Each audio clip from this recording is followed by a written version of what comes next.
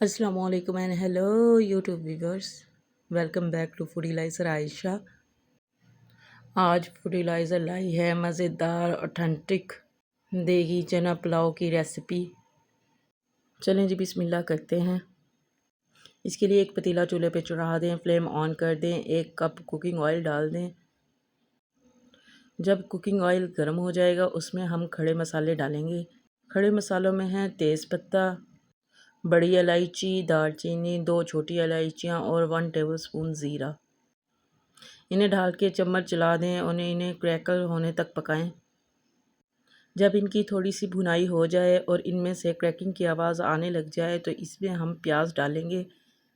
1 KG rice में 2 medium onion डलेंगे। प्याज छील कर थिन स्लाइस कर लिए थे।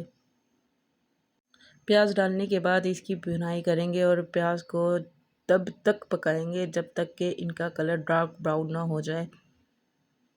प्याज को डार्क ब्राउन होने में 5 से 10 मिनट लग सकते हैं। फ्लेम मीडियम टू हाई रखें। चना पुलाव की ये रेसिपी बहुत ही टेस्टी और टेम्पटिंग बनती है। इसका कलर भी बिल्कुल देग जैसा ही आएगा। आपने रेसिपी ऐसे ही फॉलो करनी है। आपके चावलों में से भी देग जैसे चावलों की खुशबू आएगी और खिले खिले बनेंगे, कलर भी वैसा ही होगा। और अगर रेसिपी आपको अच्छी लगे तो सब्सक्राइब करके बेल आइकन प्रेस कर दें, लाइक करके प्यारा सा कमेंट भी कर दें।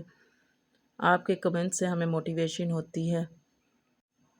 जब प्याज का कलर डार्क ब्राउन हो जाएगा तो इसमें हम थोड़ा सा पानी डालेंगे।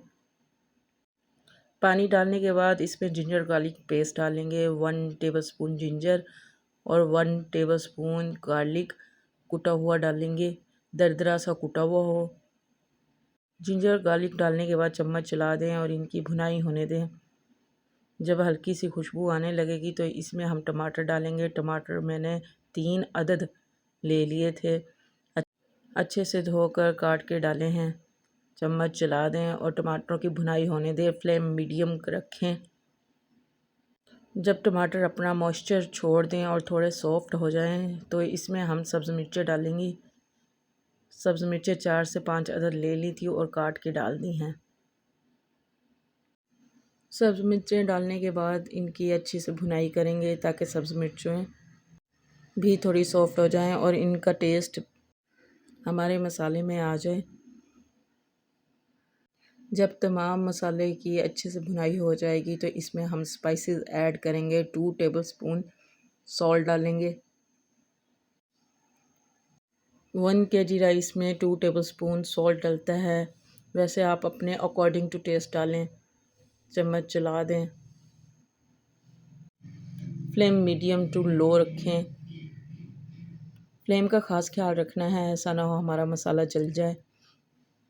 जब थोड़ी भुनाई हो जाएगी तो इसमें हम 1 टेबलस्पून ड्राई कोरिएंडर पाउडर डालेंगे। उसके बाद हाफ़ टेबलस्पून चिली फ्लेक्स डालेंगे। इनमें हम गरम मसाला पिसा हुआ नहीं डालेंगे क्योंकि जो खड़े मसाले डाले थे उन्हीं का अरोमा बहुत ही ज़बरदस्त आएगा। अब इसमें हमने थोड़ी सी इमली डालनी है। इमली मैंने थोड़ी पानी में भिगो दी थी और वो डाली है और मसाले की भुनाई करेंगे। मीडियम फ्लेम पे मसाले की अच्छे से भुनाई करेंगे जब तक ऑयल ना सेपरेट हो जाए। जब ऑयल सेपरेट हो जाए और हमारे मसाले पर शाइन आ जाए तो इसमें हम चने डालेंगे। लेकिन मेरे बच्चों को आलू बहुत पसंद है चना पुलाव में, इसलिए मैं थोड़े आलू भी काट के डालूँगी। आप चाहें तो इसे स्किप कर दें। और फिर इसमें चने डालेंगे। चने डालने के बाद भी इनकी हम अच्छे से भुनाई करेंगे। जितनी अच्छी भुनाई होगी उतना ही अच्छा हमारा चना पुलाव का टेस्ट होगा।